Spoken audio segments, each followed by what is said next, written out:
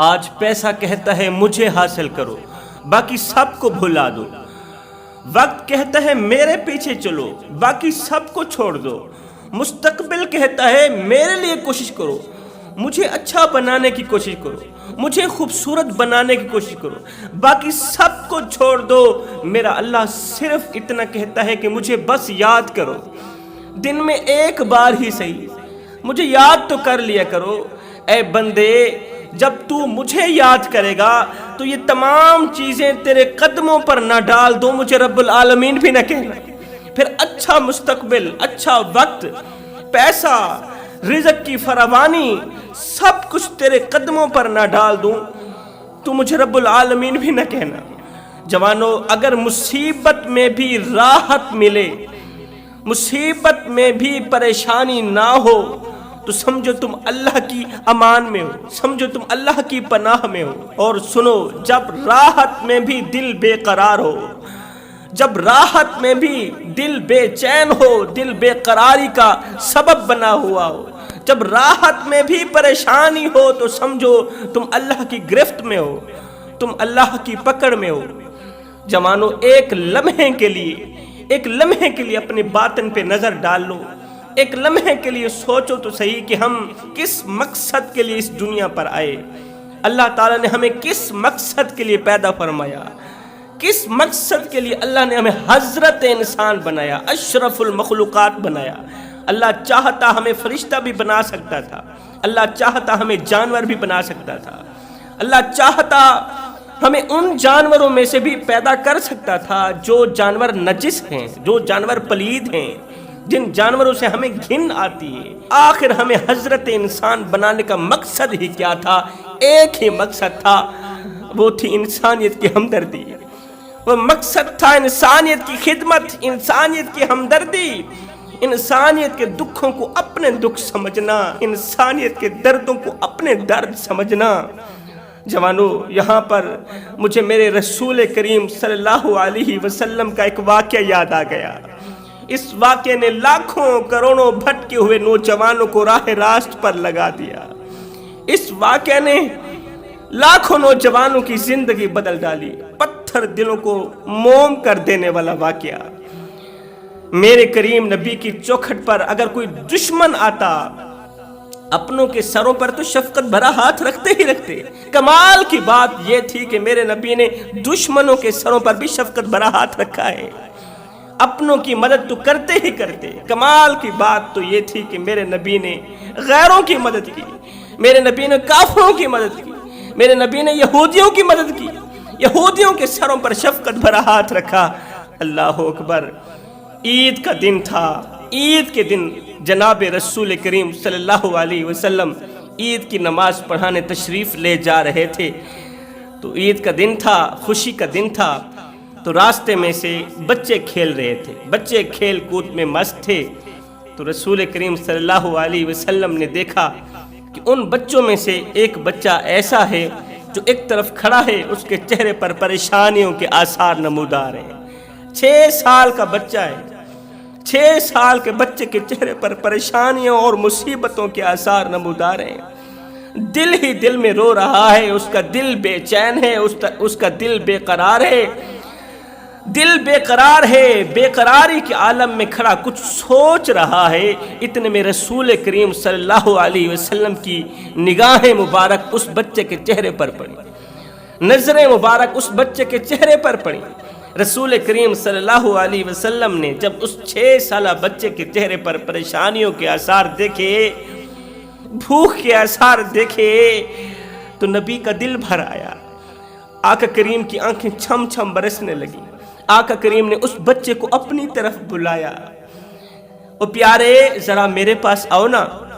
بچہ دوڑ کر نبی کی خدمت میں حاضر ہوا۔ جی چاچو جی، کیا کہنا ہے؟ نبی نے فرمایا، بچے آج عید کا دن ہے، خوشی کا دن ہے، خوشی کے لمحات ہیں، تمام بچے اپنی اپنی کھیل میں مست ہیں، کھیل کود میں مست ہیں، اور تو سائیڈ پہ کھڑا رو رہا ہے، پریشان حال کھڑا ہے، تیرے چہرے پر پریشانیوں اور مصیبتوں کے آثار نمودار کیوں ہیں؟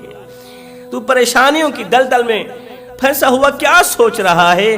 تو اس چھوٹی سی جان نے کہا، معصوم بچے نے اپنے توتلے لہجے میں کہا کہ میری ماں مجھے چھوڑ کے چلی گئی. مطلب میرا باپ فوت ہو گیا تھا، میرے باپ کا انتقال ہو گیا. جیسے ہی میرے باپ کا انتقال ہوا تو میری ماں نے دوسری شادی کر لی. میری ماں مجھے چھوڑ کے چلی گئی، میرے عزیز و اقارب مجھے چھوڑ کے چلے گئے. جب میرا باپ زندہ تھا اپنی رگوں سے خون نکالتا رہا، میری رگوں میں ڈالتا رہا. میرا باپ زندہ تھا اپنے منہ سے نوالا نکالتا رہا، میرے منہ میں ڈالتا رہا. جیسے ہی میرے باپ کا انتقال ہوا، جیسے ہی میں یتیم ہوا، پھر دوسروں کے اترے ہوئے کپڑے پہننے لگا، میں دوسروں کا بچا ہوا کھانا کھانے لگا. میری ماں نے دوسرا نکاح کر لیا، وہ دوسرے باپ کے پیچھے چلی گئی، مجھے تنہا اکیلا چھوڑ کر چلی گئی. میرا کوئی نہیں رہا. آج میرے دکھ سننے والا کوئی نہیں، میرے درد سننے والا کوئی نہیں، میرا رونا دھونا سننے والا کوئی نہیں. آج عید کا دن ہے، خوشی کا دن ہے. ان تمام بچوں نے نئے نئے کپڑے پہنے ہوئے، مگر میں بدبخت اور بدقسمت کے گلے میں آج بھی وہی پھٹا پرانا کپڑا ہے جو 1 سال پہلے میں نے پہنا ہوا تھا. چاچو جی، اگر میرا باپ زندہ ہوتا تو یہ ہو بھی نہیں سکتا تھا کہ آج میرے چہرے پر پریشانی ہوتی. یہ کیسے ہو سکتا تھا؟ وہ میری پریشانی کو مل نہ خرید لیتا، کائنات کی تمام خوشیاں مل خرید کر میرے قدموں پر نہ ڈال دیتا. بس جب سے میرا باپ مرا غموں نے مجھے چکنا چور کر دیا، میں پریشانیوں کی دلدل میں پھنس گیا. آئے اس معصوم سی ننھی جان کے توتلے لہجے نے میرے نبی کو خون کے آنسو رونے پر مجبور کر دیا. اس کے توتلے لہجے کی درد بھری فریادوں نے نبی کو پریشان کر دیا. نبی کا دل بے قرار ہو گیا، آقا کریم کی آنکھیں چھم چھم برسنے لگی. اس معصوم بچے کی توتلی زبان سے فریادیں سن کر، درد بھرے لہجے سن کر نبی کا دل بھر آیا. نبی کی آنکھیں چھم چھم برسنے لگیں، چشمان اقدس سے آنسوں کی لڑی بہہ کر رخساروں کو چھونے لگی. میرے کریم نبی نے فرمایا، او پیارے آؤ میں تمہیں اپنے گھر لے چلتا ہوں. نبی نے نہیں پوچھا تو کس ذات سے تعلق رکھنے والا ہے، نبی نے نہیں پوچھا تیری قوم کیا ہے، تیرا باپ کس قوم سے تعلق رکھتا تھا. نبی نے نہیں پوچھا کہ تو مسلمان بھی ہے کہ نہیں. سبحان اللہ. نبی نے فرمایا، بچے اگر تیرا کوئی وارث نہیں ہے، اگر تو لاوارث ہے، تیری دیکھ بھال کرنے والا کوئی نہیں ہے، تیرے ماں باپ تیرے بہن بھائی نہیں ہیں، تو پھر آؤ میں تمہیں اپنے ساتھ لے کر چلتا ہوں. رسول کریم صلی اللہ علیہ وسلم نے اس یتیم بچے کو، روتے ہوئے بچے کو، پریشان حال بچے کو اپنے ساتھ لیا، اپنے گھر پہنچ گئے. جناب سیدہ عائشہ صدیقہ رضی اللہ تعالی عنہا سے فرمانے لگے، اے عائشہ جلدی کرو، اس کے کپڑوں کو بندوبست کرو، اسے نہلاؤ، اسے نئے کپڑے پہناؤ اور اسے خوشبو لگاؤ. سیدہ عائشہ صدیقہ رضی اللہ تعالی عنہا نے فوراً ہی اسے کپڑے پہنا دیے، نہلا دیا، کپڑے پہنا، خوشبو لگائی. خوشبو لگانے کے بعد اب جیسے ہی اس معصوم سی جان کے چہرے پر خوشیوں کے آثار نمودار ہوئے، جیسے ہی یتیم بچہ ہنسنے مسکرانے لگا، خوشی سے نڈھال ہونے لگا، تو میرے کریم نبی نے اس بچے کے سر پر شفقت بھرا ہاتھ رکھا. فرمایا، او بچے آج سے سیدہ عائشہ صدیقہ تیری ماں ہے. سبحان اللہ. آقا اتنا بڑا کرم کی حد کر دی، کرم کی انتہا کر دی. ہائے ڈٹھے ور کو قرآن دے پھول سرے، تیری شان جیاں نہیں کوئی ہور ڈٹھا.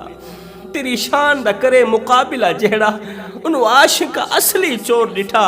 او کوئی نور اکھے، کوئی بشر اکھے، پیدا رات دینے اے ہو شور ڈٹھا. اللہ والیاں گل مکا چھوڑی، تسا ہور ڈٹھا اسا ہور ڈٹھا.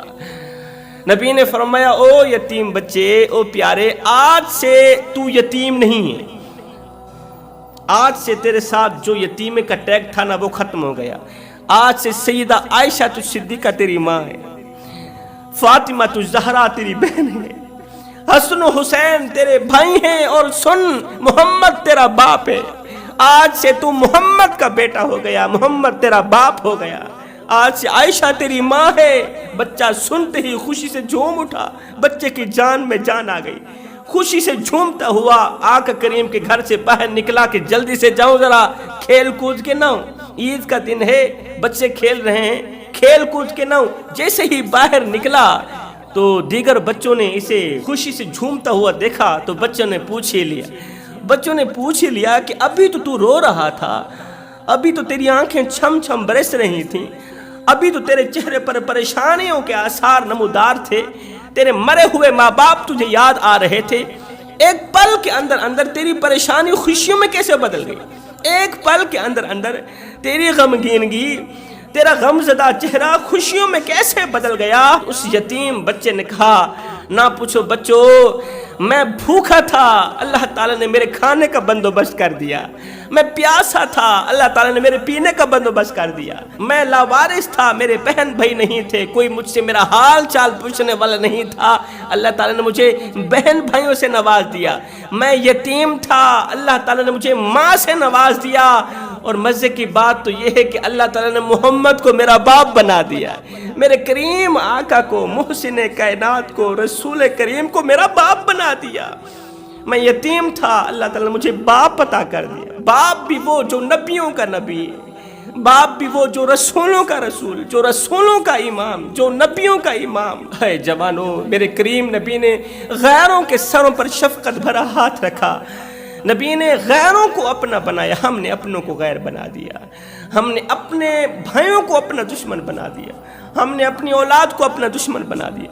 ہم نے اس طرح کا کردار دکھایا، ہر وقت کے بدلتے لہجوں نے، ہماری بد اخلاقی نے ہمیں بہن بھائیوں سے جدا کر دیا، اپنی اولاد سے جدا کر دیا، ماں باپ سے جدا کر دیا۔ نبی نے دشمنوں کو اپنا بنایا تھا، ہم نادانوں نے اپنوں کو بھی دشمن بنا دیا۔ تو جوانوں، کیا ہم نے بھی کبھی ان یتیموں کے بارے میں سوچا ہے کہ کبھی ان کا گھر بھی تھا، ان کی ماں بھی تھی، ان کا باپ بھی تھا، ان کے بہن بھائی تھے، ان کے دکھ سکھ سننے والے تھے، ان کے دکھ سکھ سننے والے تھے، ان کے درد سننے والے تھے، ان کے ناز نخرے اٹھانے والے تھے، بہتے ہوئے آنسو پوچھنے والے تھے، اپنی رگوں سے خون نکال کر انہی کے رگوں میں ڈالنے والے تھے، اپنے منہ سے روٹی کے نوالے نکال کر انہی کے منہ میں ڈالنے والے تھے، ان کی ہر ایک حرکتوں پر خوش ہونے والے تھے۔ مگر ہائے کیا ہو گیا، ایک دم وقت نے کروٹ بدلی، ایک دم وقت نے کروٹ لی، ناز و نخرے سے پلنے والے بچے آج محبت اور شفقت کے سائے سے محروم ہیں، ماں باپ کی محبت اور شفقت کے سائے سے محروم ہو گئے۔ آج یہ بچے روتے ہیں مگر ان کے آنسو پوچھنے والا کوئی نہیں، ان کے دکھ سننے والا کوئی نہیں، ان کے درد سننے والا کوئی نہیں ہے۔ خدا را میرے بھائیوں، ان یتیم اور لاوارث بچوں کی مدد کرو جن کا اللہ کے سوا دنیا میں مدد کرنے والا اور کوئی نہیں ہے۔ غریبوں کی مدد کیا کرو، اس لیے کہ غریبوں کی مدد کرنے والا شخص زندگی میں کبھی غریب نہیں ہوتا۔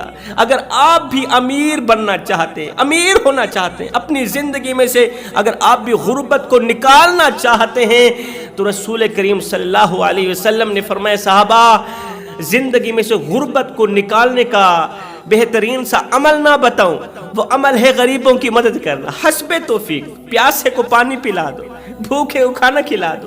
یہ وہ عمل ہے جو غربت کو بھگاتا ہے، امیری کو لے کر آتا ہے۔ ایک غریب شخص تھا، خون کے آنسو بہا رہا تھا، رو رہا تھا، روتا ہی جا رہا تھا، اس کا کلیجہ منہ کو آ گیا تھا، کلیجہ پھٹنے کو آ گیا تھا، دل بے قرار تھا، روتا ہی چلا جا رہا تھا۔ کسی نے پوچھا، بھائی کیوں رو رہا ہے؟ تیرے چہرے پر غمگینگی کے آثار کیوں ہیں؟ تیرا کلیجہ پھٹنے کو آ رہا ہے، درد بھری آواز میں تو اس قدر کیوں رو رہا ہے، کیوں چیخ رہا ہے اور چلا رہا ہے؟ ہائے، جب اس غریب شخص نے اپنے رونے کی وجہ بیان کی تو سننے والے کو رونے پر مجبور کر دیا، پتھر دل موم کر دیا۔ اس غریب شخص نے کہا، بھائی رو اس لیے رہا ہوں کہ میری 3 بچیاں ہیں، 3 بیٹیاں ہیں میری۔ آج رات میرے محلے کے کسی گھر کے اندر شادی تھی، کسی بچی کی شادی تھی، تو میری 3 بچیاں شادی والوں کے گھر گئیں، تو شادی والوں نے اپنی بچی کا جہیز دکھایا، ہم نے یہ بھی دیا، ہم نے وہ بھی دیا۔ اس بچی کا جہیز دیکھ کر رات کو جب میری 3 بیٹیاں، 3 بچیاں جب گھر واپس آئیں تو بچیوں نے مجھے کہا، ابا فلاں نے اپنی بیٹی کو 5 تولے زیور بھی دیے، 5 تولے سونا بھی دیا، 2 ٹرک جہیز کے بھی دیے، یہ بھی دیا ہے، وہ بھی دیا ہے، یہ بھی دیا، وہ بھی دیا، اتنا سارا جہیز دیا۔ بھائی میں رو اس لیے رہا ہوں کہ اس نے تو اپنی بیٹی کو اتنا کچھ کیا، کہ اس نے تو اپنی بیٹی کو اتنا کچھ دیا، سوچ رہا ہوں کہ میں اپنی بیٹیوں کو کیا دوں گا، میں اپنی بیٹیوں کو یہی غربت دوں گا، شادی کے دن میں اپنی بیٹیوں کو پریشانیاں دوں گا، غربت کے ساتھ انہیں رخصت کروں گا۔ ایک چارپائی دینے کی ہمت نہیں رکھتا، جو ایک چارپائی دینے کی ہمت نہیں رکھتا، ایک نیا سوٹ خرید کر دینے کی ہمت نہیں رکھتا، وہ اپنی بیٹی کو کیا دے گا؟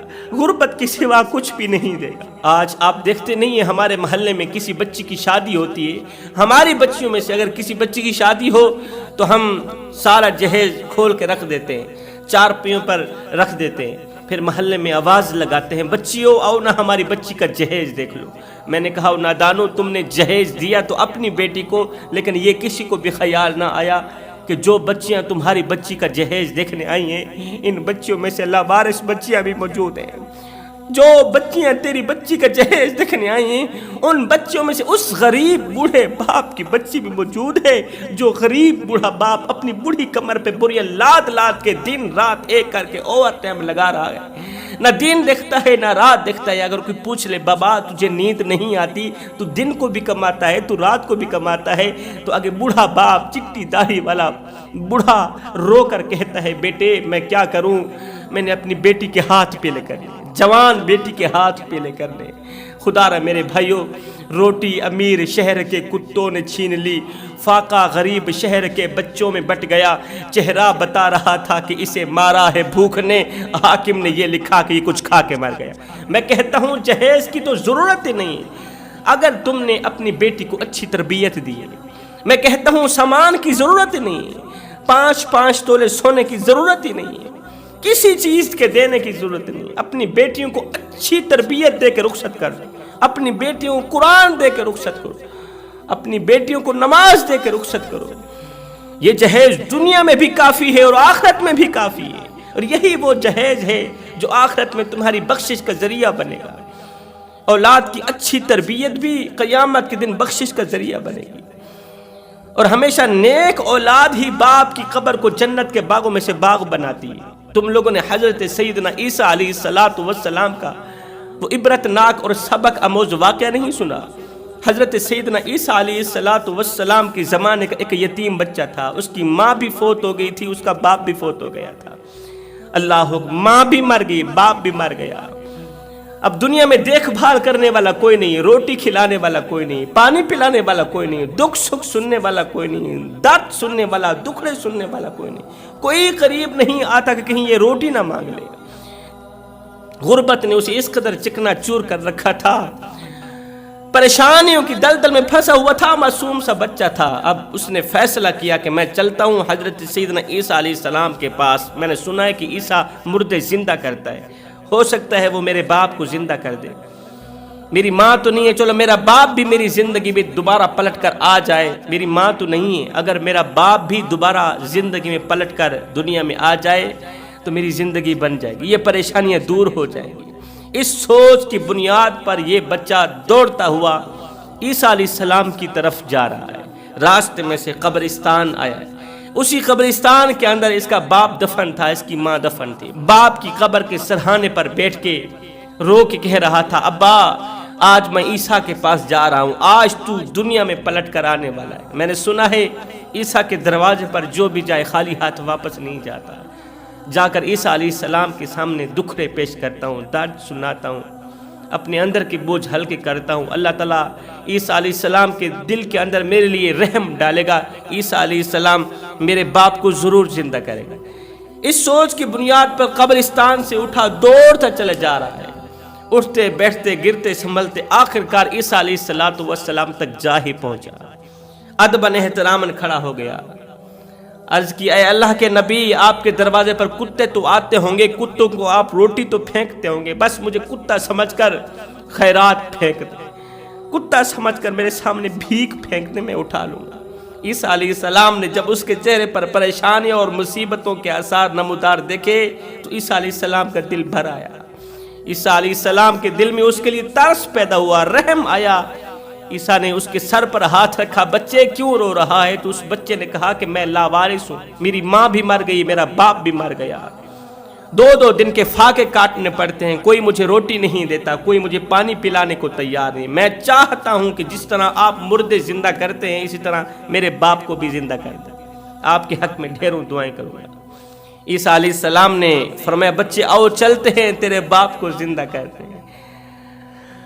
آپ کا دل بھر آیا، رحم آیا، ترس کھاتے ہوئے حضرت عیسیٰ علیہ السلام نے فرمایا وہ چلتے ہیں، مجھے اس قبرستان میں لے چلو جس قبرستان کے اندر تیرا باپ دفن ہے۔ یہ بچہ دوڑتا ہوا حضرت عیسیٰ علیہ السلام کو لے کر اس قبرستان تک پہنچ ہی گیا جہاں پر اس کا باپ دفن تھا۔ عیسیٰ علیہ السلام نے جیسے ہی اس کے باپ کی قبر کے سرہانے پر کھڑے ہوئے، سیدنا عیسیٰ علیہ السلام نے فرمایا مجھے اپنے باپ کی قبر کے سرہانے کھڑا کرو۔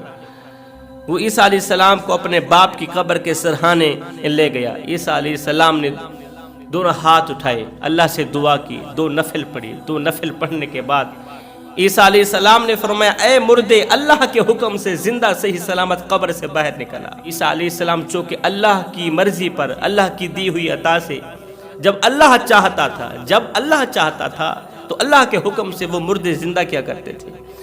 عیسیٰ علیہ السلام نے جیسے ہی کہا اے مردے، اللہ کے حکم سے زندہ صحیح سلامت قبر سے باہر نکلا تو ایک دم قبر پھٹی، اندر سے مٹی جھاڑتا ہوا ایک شخص باہر نکلا۔ اس کی گردن پر سانپ لپٹا ہوا تھا، اس کے گلے کو سانپ نے اپنی لپیٹ میں لیا ہوا تھا، ایک زہریلا سانپ تھا۔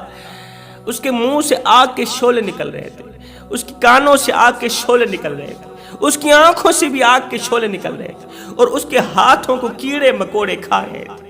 اس حال میں باہر نکلا، اسے دیکھتے ہی اس کا بچہ، اس کا بیٹا ڈر گیا،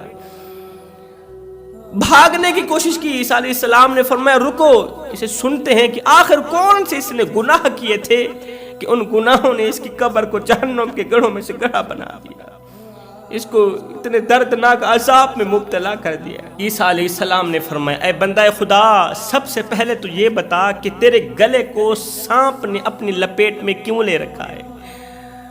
تو اس شخص نے کہا نہ پوچھیے حضرت، حرام کا مال جب کھاتا تھا، حرام کا لقمہ جب کھاتا تھا، وہ حرام کا لقمہ اسی گلے سے، اسی حلق سے اتر کر پیٹ کے اندر جاتا تھا تو اللہ تعالیٰ نے ایک سانپ کو میری حلق پر بٹھا دیا، ایک سانپ کی ڈیوٹی لگا دی۔ یہ زہریلا سانپ جب مجھے کاٹتا ہے نا، میں چیختا ہوں، چلاتا ہوں، 70 گز زمین کے اندر دھس جاتا ہوں۔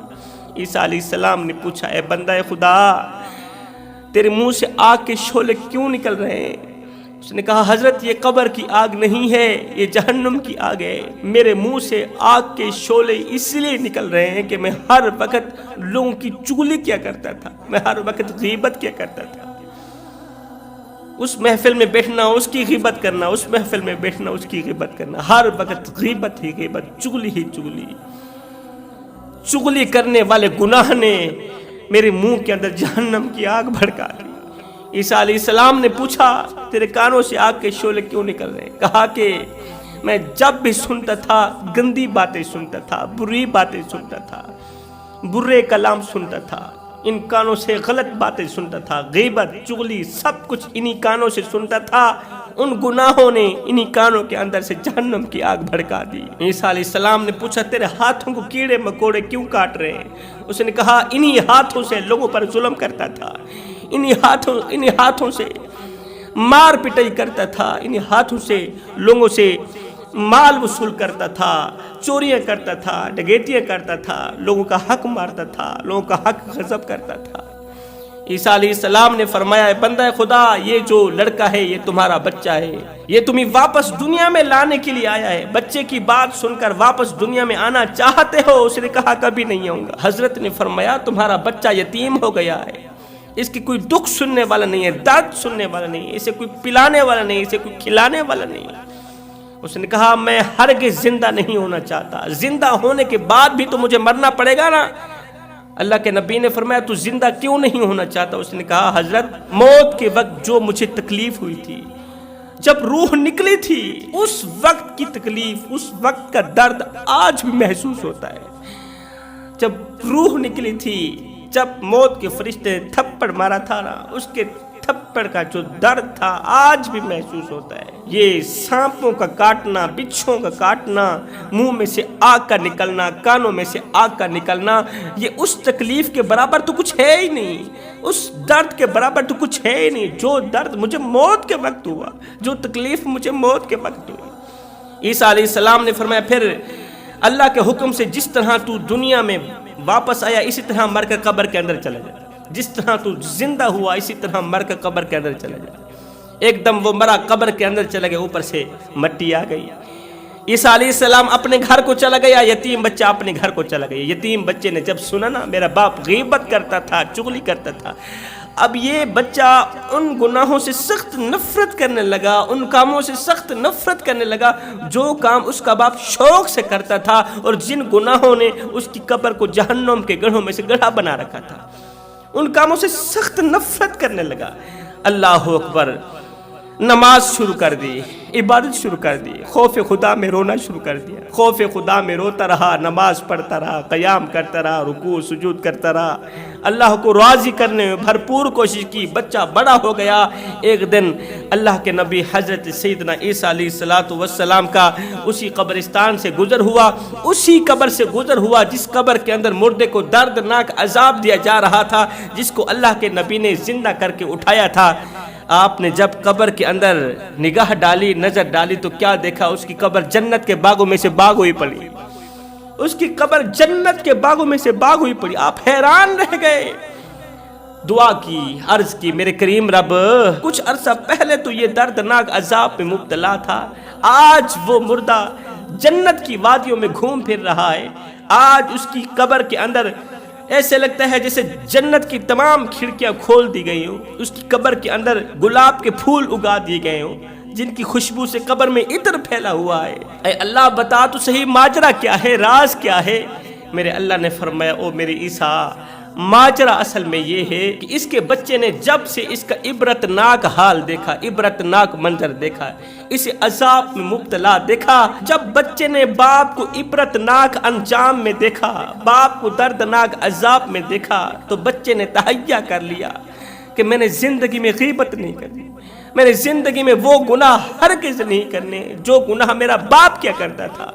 اسی دن سے اس نے نماز شروع کر دی، اسی دن سے اس نے سبحان ربی الاعلیٰ شروع کر دی، سبحان ربی العظیم شروع کر دی، اسی دن سے اس نے قیام، رکوع، سجود شروع کر دی، اسی دن سے اللہ اللہ کرنا شروع کر دیا، میری عبادت شروع کر دی۔ اے عیسیٰ، جب سے بچے نے میری عبادت شروع کی، جب سے بچے نے میرا نام لینا شروع کیا، اسی دن سے میں نے اس کی قبر کو جنت کے باغوں میں سے باغ بنا دیا، اس لیے کہ بچہ میرا نام لے اور میں بچے کے باپ کو عذاب میں مبتلا کروں، یہ میری رحمت گوارا ہی نہیں کرتی۔ بچہ میں رب کا نام لے اور میں بچے کے باپ کی قبر کو جہنم کے گڑھوں میں سے گڑھا بناؤں، یہ میری رحمت گوارا ہی نہیں کرتی۔